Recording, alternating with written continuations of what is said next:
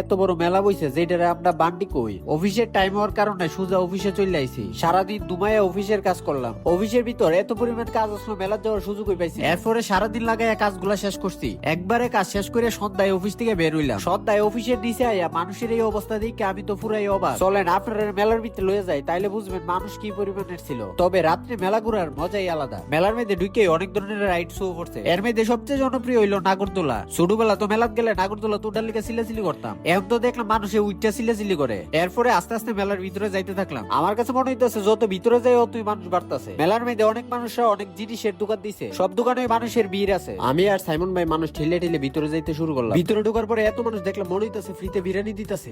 জ্যাকাটাকি করে ভিতরে এসে দিয়ে অবস্থা একদম চেঞ্জ। কত সুন্দর সুন্দর দোকান দিছে, খেলনা, জামা, চুড়ি, ফুচকা সব একসাথে। এই মেলার ভিতরে দুই বেটা মনের আনন্দে ঘুরতেছি, কিন্তু ঘুরতে ঘুরতে একটা সমস্যায় পড়ে গেছি। আকাশের অবস্থা ভালো না, যে কোনো সময় বৃষ্টি নামতে পারে। বৃষ্টিটা নামলে কোন দিক দিয়ে দূর দিব ওইটাই বুঝার চেষ্টা করতেছি। যাই হোক, ধাক্কাধাক্কি, ভিড় আর বৃষ্টির বই সব মিলে মেলার মজাই আলাদা। ভিডিও ভালো লাগলে লাইক দিও, শেয়ার দিও আর কমেন্ট করতে ভুলো না তোমরা মেলায় গেলে কয় প্লেট ফুচকা খাও।